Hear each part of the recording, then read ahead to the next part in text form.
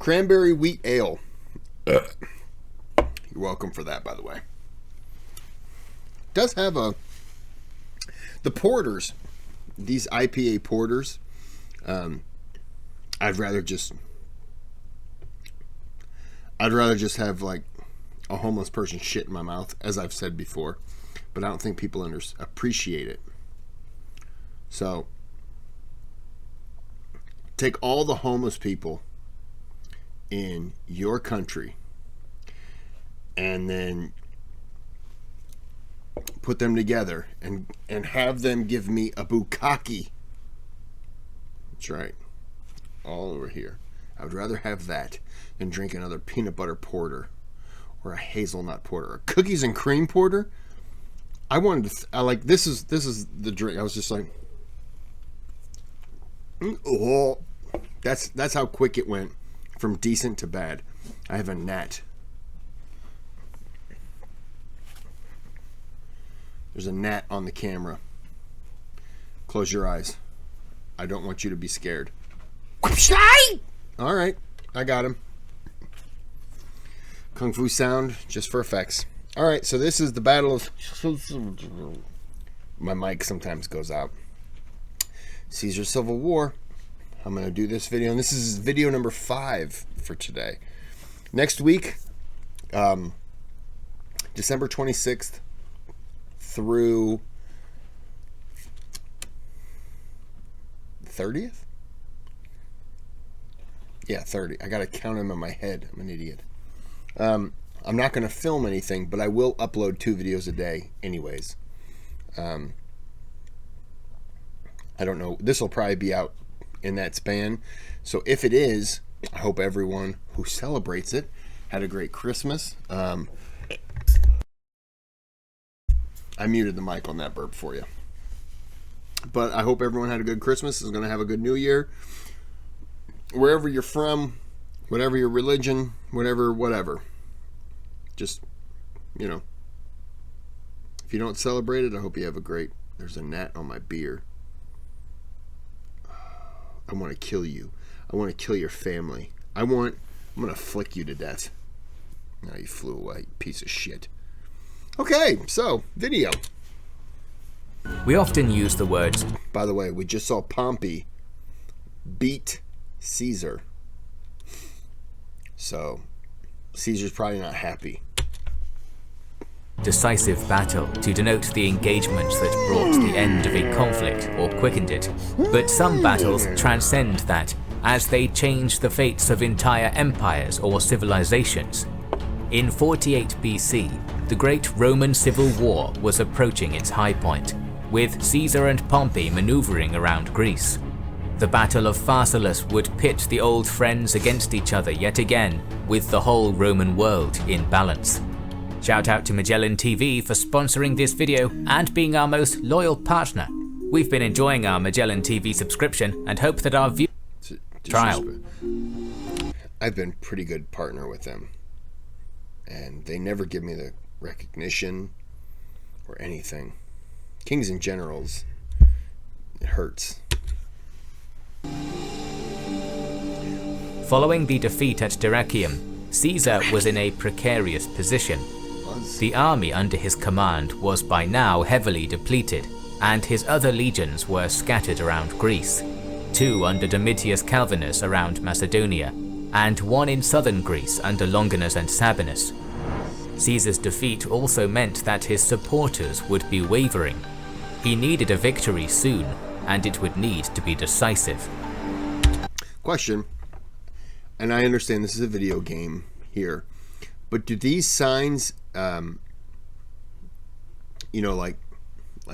know some have battle flags and stuff like that, but is this kind of like a regimental symbol, or is it just look cool? I'm just curious. Caesar's priority was to get his army back into fighting condition, so he first marched to Apollonia, where he left his wounded, and sent 7 cohorts to garrison various towns and cities under his control. Longinus's legion would be safe in southern Greece, But Domitius and his 2 veteran legions of Gallic campaigns, who had been stalling and pinning Scipio Metellus during Dyrrhachium, were now exposed.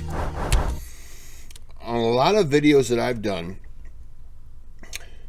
which has covered a lot of Roman stuff, you know, going back to Hannibal, who Dwight Eisenhower loved, in case you didn't know that. There seems to be a Scipio. This gnat is really pissing me off. There seems to be a Scipio in almost every time, every Roman video, in every time.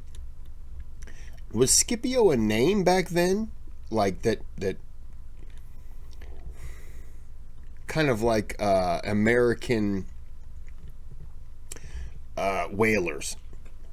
There were certain names that were, you know, oh, that's a whaling family. They're known to going out and catching, killing whales and getting the oil. And so was Scipio like a military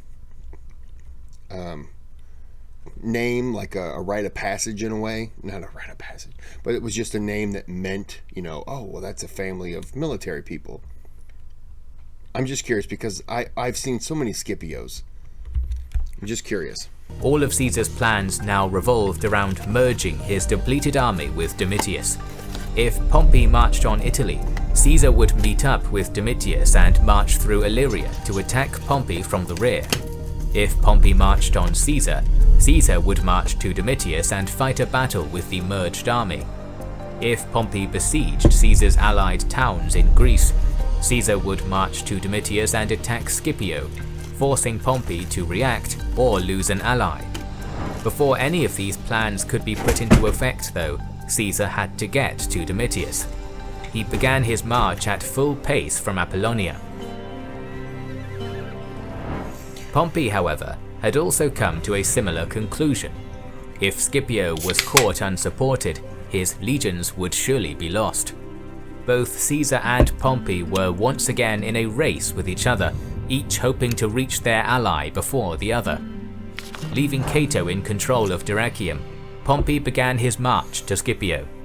As he did, he took measures to slow Caesar, spreading the word of his defeat at Dyrrhachium, and as a result, Caesar found little support on his march, and his scouts and messengers found it impossible to reach Domitius. When both armies were just... Caesar's in...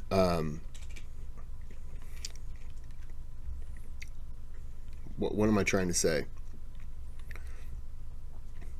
He's in unfriendly territory, I'm going to assume, because this is where Pompey was. So he crossed to fight Pompey. So I'm going to guess he probably doesn't have the logistical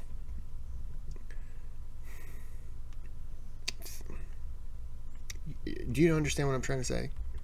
If he was in Rome, vastly different. He's going to be able to get what he needs. But he's in foreign territory, even though, you know, it is, but this is kind of where Pompey is set up. So I'm going to guess that everyone here is more pro Pompey than Caesar. But I'm just saying that. I'm just throwing that out there. 4 hours what do from I the know? positions of Domitius and Scipio, Caesar had a stroke of luck. Some of the Gauls who had defected to Pompey at Dyrrhachium had yet another change of heart, racing to Domitius and warning him of Pompey's approach and Caesar's location. Armed with this knowledge, Domitius was able to safely reposition and merge with Caesar. Caesar's whole army in the region, aside from the 27th, was now united. Nonetheless, So if they're united, does that mean that Caesar now has a bigger military than Pompey? He still held the upper hand. He had more local support and supplies, and so his intention was now to avoid another confrontation with Caesar. Despite his numbers, he was still aware of both how much more experienced the enemy forces were compared. That's what I was trying to say, the veterans. When I was in the last video, and you guys don't care about the last video compared to now, maybe you do. I was trying to say that Caesar Caesar versus Pompey is one thing, but the military unit, Caesar has a much stronger, more veteran unit that is just, they can fight. They're better fighters than Pompey's people. Not saying that Pompey didn't have good fighters. To many of his own, and how dangerous Caesar was in the field. In Plutarch's words, Caesar and that army, who had stormed 1,000 cities, subdued over 3,000 nations, gained numberless battles of the Germans and Gauls, taken 1 million prisoners, and killed as many in the field. Pompey was confident that, in time, Caesar would run out of supplies and that his army would break down. I have a stupid question for anyone who would just wants to try to answer. If Hannibal was still alive and he had crossed over and Caesar was alive, who wins? Huh? Okay. Who wins? So if Hannibal is in Rome, or around the area, and he goes against Caesar, who wins on Caesar's home turf? Who wins if it's on Hannibal, around Carthage? Who wins there? But who wins if it's on neutral territory? So now you're looking at 3 different battles, 3 different locations. Who wins? Who would be the better leader in those times? Former president, always president, and Supreme Allied Commander Dwight D. Eisenhower was a giant Hannibal fan. A giant Hannibal fan. So that makes me lean towards Hannibal. Just because I like Eisenhower. I like Ike. So, but I'm just curious. I'm just asking this. I apologize for the long-winded thing, but I don't know. And it's you could form an opinion and say, "Oh, Caesar," and I'm not going to say you're wrong because we'll never know. You know what I mean? We'll never know. This was known as the Fabian strategy, and had been used to great effect by Fabius Maximus against Hannibal in the Second Punic War. Many high-ranking members of Pompey's army, however, were pushing for a decisive battle. Ahenobarbus, Scipio, Afranius and Cicero applied pressure to Pompey, accusing the general variously of cowardice and even of having been bribed. Pompey would have to act soon, or risk his army fracturing. Zyfans love Zycam's unique zinc formula. It shortens colds. Zycam zinc. I don't have a cold, but I'm sneezing like you won't believe. Want to measure things accurately? Then you... No, I don't. I don't want to measure things accurately. Accuracy? What did I just say? Oh my gosh, I've been drinking too much. I said accuracy. My whole mouth should be just beaten until teeth are knocked out by a giant dildo for saying accuracy. I said accuracy. I actually said that. You should pause this, print out the picture, cut me out, enlarge it, and then take that to a gun range and shoot it. Because I said accuracy. Accurous? It's not a word. Accuracy? Definitely not a word. I'm a piece of shit. Caesar, on the other hand, had wasted no time. He marched quickly to Gomphi, an important town with many supplies, and home to the praetor of Thessaly, Androsthenes. Androsthenes had previously promised his and Thessaly's support for Caesar, but following Dyrrachium had defected to Pompey, closing the gates of the city to Caesar. Caesar did not have the supplies or time to conduct a prolonged siege, so he decided to storm the town. The attack started at 3 in the afternoon and was all over by sunset, a number of nobles, likely including Androsthenes, committing suicide. Despite their defeat at Dyrrachium, Caesar's veterans were still a force to be reckoned with. After resupplying, Caesar marched to Metropolis, which surrendered upon hearing the fate of Gomphi. Many other towns soon followed suit, and Caesar soon had enough local support to resupply his army for the time being. If every single one of those towns, see, now I'm not sure which side they're on, but if every single one of those towns had put up somewhat of a fight, it would have made Caesar not want to continue to go to the towns, and maybe he would forage outside the town and make that town locked down so that no one's coming in or out. But it would have hampered him enough. But once he did that to one, and I understand why they would give up, but I'm thinking for Pompey on this one, if a town would just say no and force him to go in and Pompey could catch up, oh man, he could catch Caesar then. I don't know whose side I'm on right now. Pompey knew that if he could keep Caesar pinned in Thessaly, he would still eventually run out of supplies and be starved out.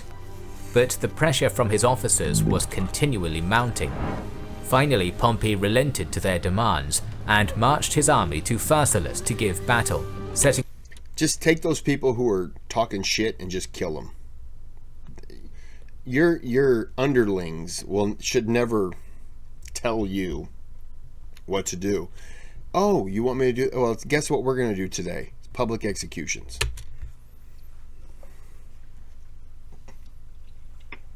Up his camp on the high ground. Morale amongst Pompey's men was high, and his officers were confident of victory. They had a huge numerical advantage and had already defeated Caesar once. Already talks were being had about who would be the consuls and praetors after the war, and who would get the property of Caesar and his allies, and who would hold Caesar's position of Pontifex Maximus after his defeat. Why don't you guys not worry about any of that stuff and just worry about defeating him? According to Caesar, they were not concerned with the means by which they could gain the upper hand, but with the way in which they ought to use their victory. Their confidence was not unfounded. Pompey's army numbered around 47,000 infantry and 7,000 cavalry. Caesar's army, on the other hand, now numbered only around 21,000 infantry and 500 cavalry, according to his own account. I'm so sorry for pausing. I know you don't want to hear me. But when one unit is half, actually less than half of the other, the experience of this unit is going to more than make up for the amount of bodies. But if this unit, which is like 21,500, and they're taking on 47,500, irregardless, if they were taking on 100,000, now it's different, because one experienced soldier is as good as, now I would just be guessing, one experienced soldier would be as good as what? 3, 4, 5 rookies?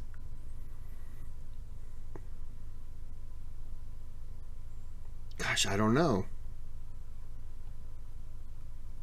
What do you think? Because I would think one would be as good as 3 inexperienced. One veteran would be as good as 3 inexperienced. But I'm just throwing that out there because I don't know. Is there a rule? Does anyone know? I have been talking a lot and I apologize. But is there a rule? Not a rule. Is there a common equation? Is that the word? For what a veteran compared to a, not a rookie, but someone who hasn't, these guys right here on screen, yes, they're not real, but they would be badasses compared to, I would take my 21,000 up probably against 50. I would feel comfortable. My 21, oh boy. 50 is a big number. My 21, I would want 1 for 2. Because Pompey is still a good general. God damn it, I don't know. Due to Caesar not counting his auxiliaries in this account, it is possible that the number of infantry and cavalry Caesar gives is underplayed, and Appian suggests his infantry numbered nearer 30,000 and cavalry around 2,000. Okay. Caesar was equally confident though. His army was not as numerous, but it was more experienced and disciplined. Only a handful of Pompey's legions were true veterans, many having been recruited specifically for the war and only having seen their first action at Dyrrhachium. While the bulk of Pompey's infantry were Roman legions, they were supported by auxiliaries and allies from the east, making up the majority of light infantry and cavalry. These men, though all skilled warriors, would not have been trained to fight in the Roman style, and the multitude of languages spoken in Pompey's army would have made coordination difficult. The men Caesar had... So these guys, they don't know how to fight the Roman way. They're all fighting individually for like what their military unit is. Oh damn, I got 15 minutes left and I have to urinate like you won't believe. I should shut up. Under his command were from his 10 veteran legions, all of whom had fought with him since his Gallic campaigns, some for as many as 12 years. Every day, Caesar would march his army out of the camp to the base of Pompey's hill, offering battle. Pompey each time refused to commit, pulling his men out of camp but never moving from the high ground. I don't blame him. It was clear that he was still not wholly committed to a pitched battle, and did not want to give up his advantageous position, only being willing to commit to minor skirmishes. While these maneuvers were going on, Caesar also mounted some of his infantry, drilling them each day to bring his cavalry up to 2,000, still much less than Pompey's, but enough to at least stall them. It had been almost a month now since the Battle of Dyrrhachium, and Caesar eventually decided that if Pompey would not give battle, his best strategy would be to keep his army on the march, moving camp every day, forcing Pompey to shadow him and wearing out Pompey's less disciplined force. On the 9th of August 48 BC, Caesar was about to put this plan into action and had his army prepared to decamp, when Pompey's army suddenly moved off from their position on the hill to the plains to give battle. Okay. It is not entirely clear why Pompey chose to do this. The most likely answer is that he was pressured by his supporters who, upon seeing Caesar ready to move, were worried Caesar would slip away and had pressed Pompey to seize the opportunity and give battle. Whatever the reason, Caesar took it as a blessing. Sorry. You know what this reminds me of? It reminds me of Hannibal and was it a Scipio?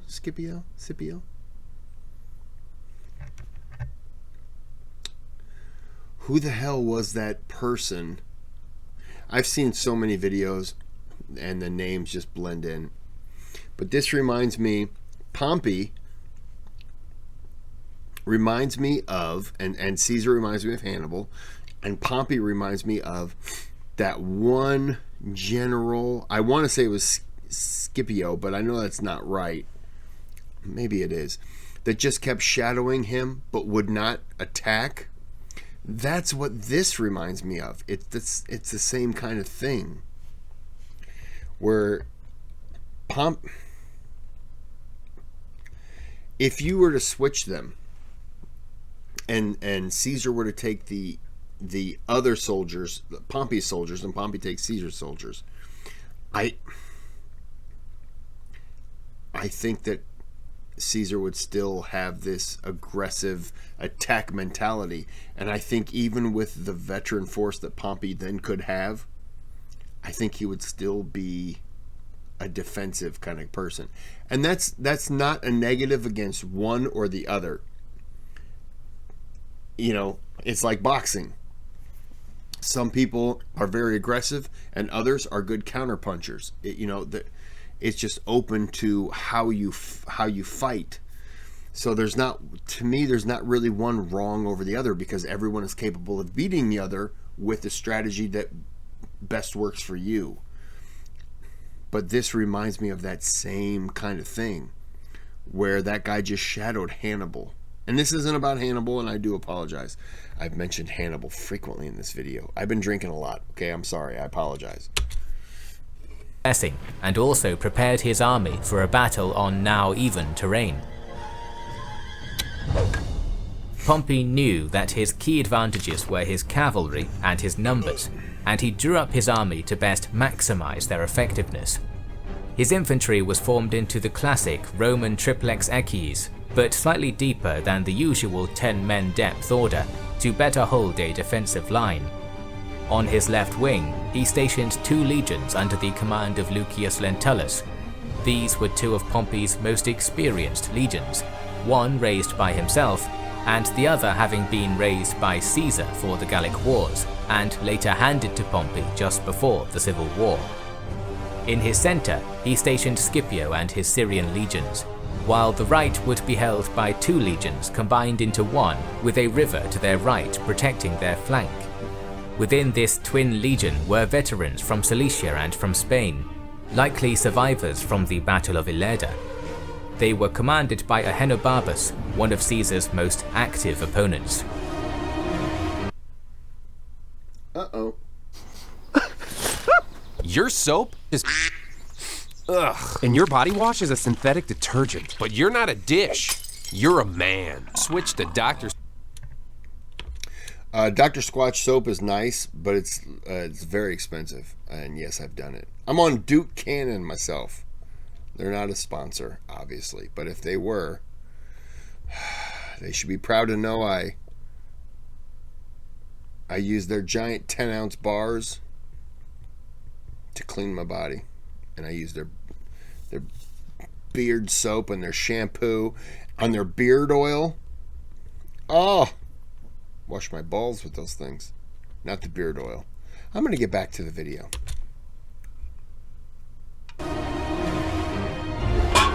All these legions were Pompey's best men. They would take the brunt of the attack, while Pompey's less experienced legions, allies and auxiliaries would form the 2 back lines. On Pompey's extreme left were his 7,000 cavalry, under the command of Labienus, supported by Pompey's skirmishers and archers. A further 2,000 infantry were held in reserve in Pompey's camp, under the command of Afranius and Pompey's son Gnaeus. Pompey positioned himself on the left. His plan was to use the tactic of his hero, Alexander the Great. With Ahenobarbus and the river guarding his right flank, Pompey's infantry would hold the line, while the entire cavalry force would flank left, destroying Caesar's cavalry before falling on his legions from behind, becoming the hammer to the anvil of the defending legions. Caesar also drew his... Oh my goodness, I have been drinking too much. So, okay, they mentioned Alexander the Great. I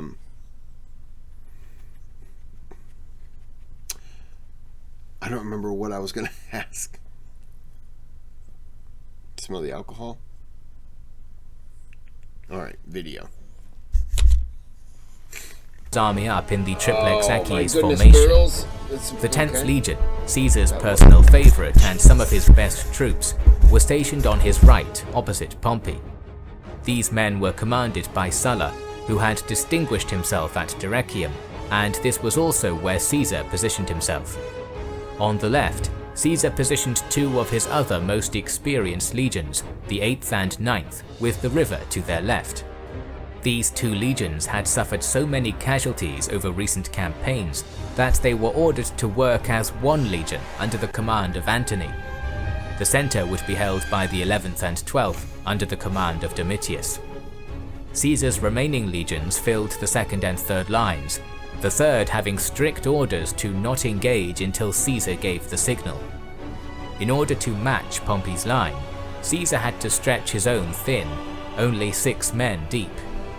Caesar's cavalry was stationed opposite Pompey's. They were hopelessly outnumbered, and Caesar was well aware that they would not be able to stall Pompey's horse for long. As such, he also pulled 3,000 men from various legions, arming them with spears and forming them into a fourth line behind. Caesar was the one to begin the engagement, ordering his front 2 lines to charge Pompey's. Caesar's men expected Pompey's infantry to countercharge, as was standard military custom, but they instead stood fast holding their line. In a brilliant display of discipline, Caesar's men spontaneously halted mid-charge and reassembled. After a brief pause to regain their stamina, they moved slowly forward, only breaking into a charge once again when nearer to Pompey's line. Javelins were hurled from both sides, and Pompey's men, braced and with interlocked shields, held the line. An intense melee ensued with brutal close-quarters fighting. Pompey now put his plan into action. Labienus led the Pompeian cavalry to Caesar's right flank, supported by the skirmishers and archers, smashing into the Caesarian cavalry. Caesar's men could not hold off the onslaught for long, gradually being forced back before retreating entirely. They had, however, performed their role. Whilst Pompey's cavalry had been fighting with Caesar's, Caesar had given the order for his fourth line of spear-armed infantry to wheel around and face Labienus and his cavalry.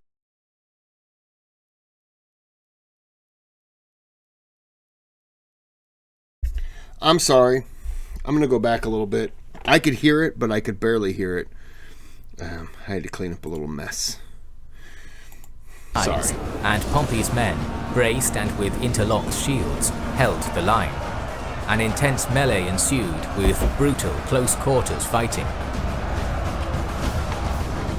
Pompey now put his plan into action. Labienus led the Pompeian cavalry to Caesar's right flank, supported by the skirmishers and archers, smashing into the Caesarian cavalry.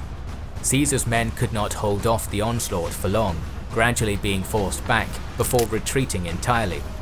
They had, however, performed their role. Whilst Pompey's cavalry had been fighting with Caesar's, Caesar had given the order for his fourth line of spear-armed infantry to wheel around and face Labienus and his cavalry. The Pompeian cavalry had been preparing to charge Caesar's legions in the rear, but with Caesar's cavalry acting as a screen, they hadn't seen Caesar's fourth line move into position, and now they found themselves being attacked by 3,000 heavily armoured spearmen. Pompey's cavalry, though numerous, were not heavy cavalry, and many were young nobles with little experience of warfare. Fighting veteran spearmen head-on was not something they were cut out for. They were routed quickly, being forced to retreat to the distant high ground to try and regroup, but the damage had already been done. Caesar's fourth line pushed on into Pompey's missile troops, easily crushing them. As they pushed on, it was now Pompey who was being flanked. His left-flanked legions, both who had previously fought alongside Caesar and his legions, now found themselves attacked on multiple fronts by their old comrades, the 10th Legion from the front and the 4th line from the left flank and rear. It was at this point that Caesar committed his third line of fresh troops, throwing every man he had into the battle. Under this huge pressure, Pompey's line began to break, starting with the 1st and 3rd. This was also where Pompey had stationed himself, and almost becoming surrounded, he had little choice but to flee the battlefield and retreat to his camp.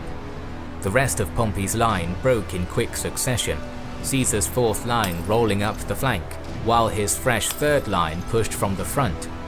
Some attempted to follow their general and retreat to their camp, others simply fled the battlefield. Caesar, knowing his victory needed to be complete, stormed the camp, easily overwhelming the few thousand reserves and men who had retreated. Those that had retreated from the battlefield were soon surrounded on a hill and forced to surrender. Caesar had won.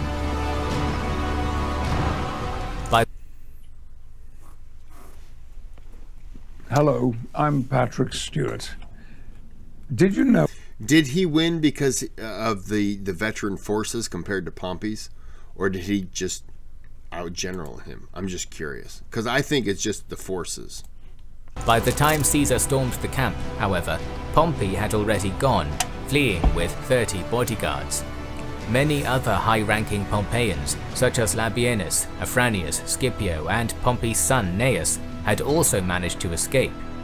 Nonetheless, not all had been so lucky. Ahenobarbus, brave but ill-starred, had been cut down in the retreat, possibly by Antony himself. Many others had been captured in Pompey's camp and in the immediate aftermath. Among these was a young man, Marcus Junius Brutus. The son of Caesar's mistress, Brutus was held in high regard by Caesar, who had given his men orders to not kill Brutus. When Brutus surrendered, Caesar was overjoyed, welcoming him with open arms. Caesar showed his customary leniency to Pompey's soldiers as well, with more than 24,000 surrendering to him. In total, Caesar claims to have lost 200 men and 30 It's nice that he didn't kill them. centurions in the battle, while giving the Pompeian losses as 15,000 dead and the 24,000 surrendered. These numbers seem suspiciously exaggerated, and Appian suggests it was more likely 1,200 of Caesar's men dead and 6,000 of Pompey's, the rest surrendering or fleeing. Whichever is closer to the truth, the fact remains that Caesar's victory was decisive. Aside from having broken Pompey's largest army, he had scattered the Pompeian officers, many fleeing to North Africa, and absorbed many of Pompey's surrendered men into his army, almost doubling its size. Pompey himself sailed first to the Greek islands of Lesbos and Mytilene, meeting his wife Cornelia and his youngest son Sextus. His intent was to get his family far away from Caesar, and use his connections in the east to rebuild an army to resist Caesar.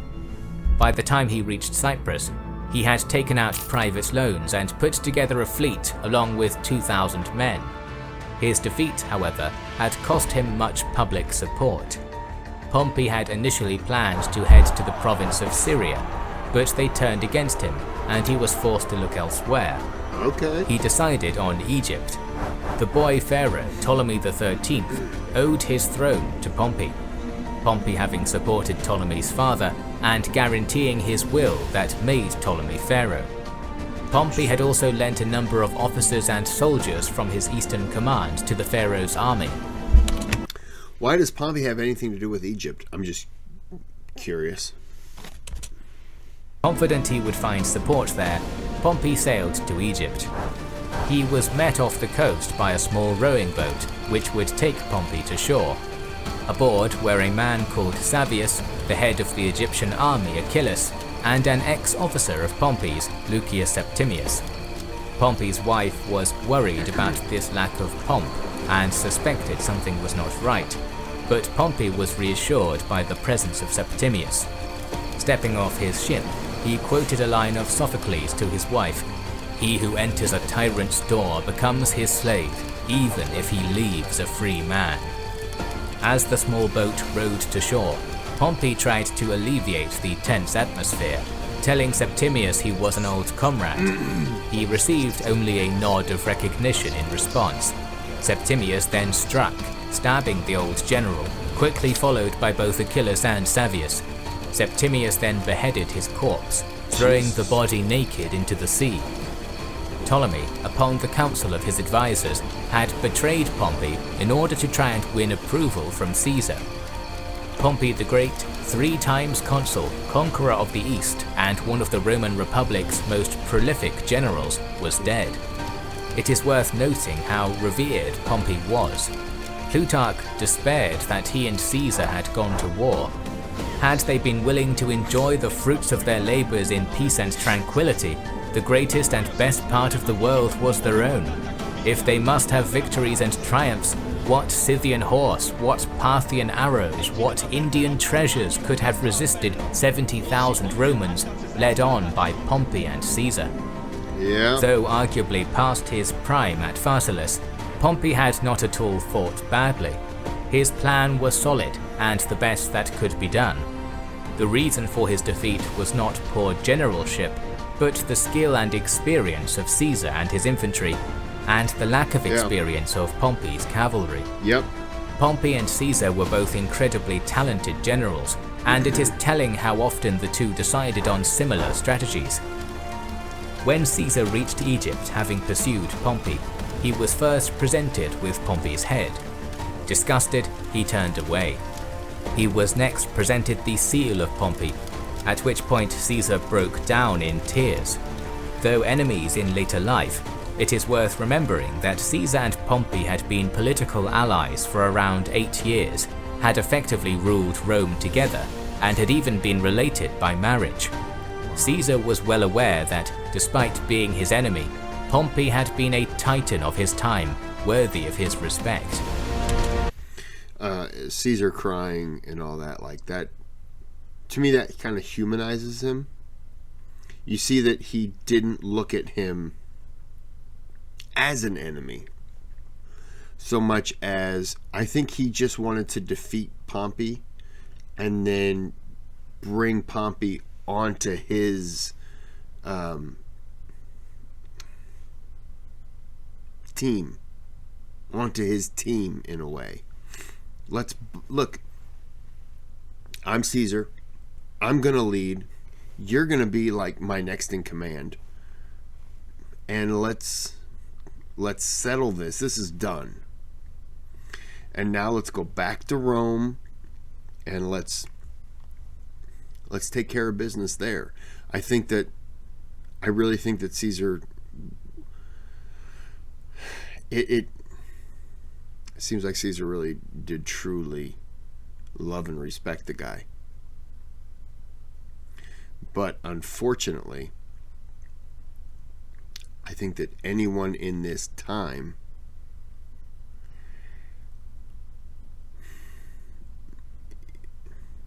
not in this time. In this time and in this position, being Caesar's position, you were never going to live out your life and die of old age. Natural causes. Someone in Caesar's position, you were going to be murdered.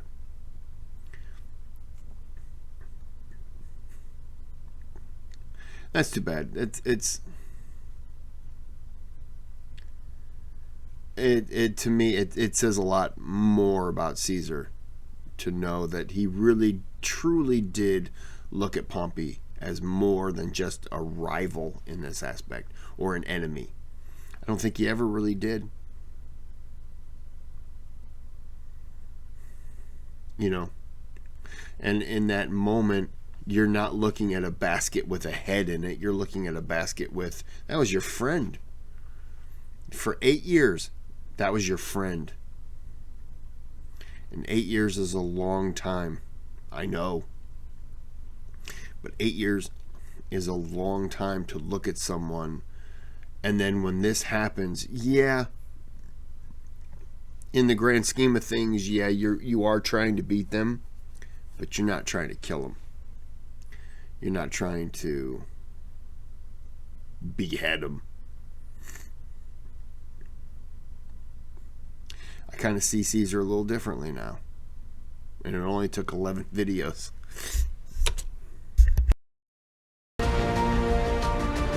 Caesar's victory marked a turning point in the war. It was now the Optimates who would find themselves on the back foot. Nevertheless, the war was far from over. Pompey's staunchest supporters, Cato, Scipio, and Pompey's sons, Gnaeus and Sextus, had all fled to North Africa to continue the resistance. And those people probably didn't share the same thing with Caesar as Pompey did. So they see Caesar as an enemy. And there's a hatred there, I'm sure, because they view him vastly different. I didn't kill him. Sorry. With them also was Labienus, now undoubtedly the best commander among the Optimates. Our series on Caesar's civil war will continue, so my series on Caesar will continue. But if you don't like and subscribe, why would I continue doing it? Because apparently you don't like it. So if you don't watch it at least 9 times and then like and subscribe and send me gifts, then I'm not going to do this anymore.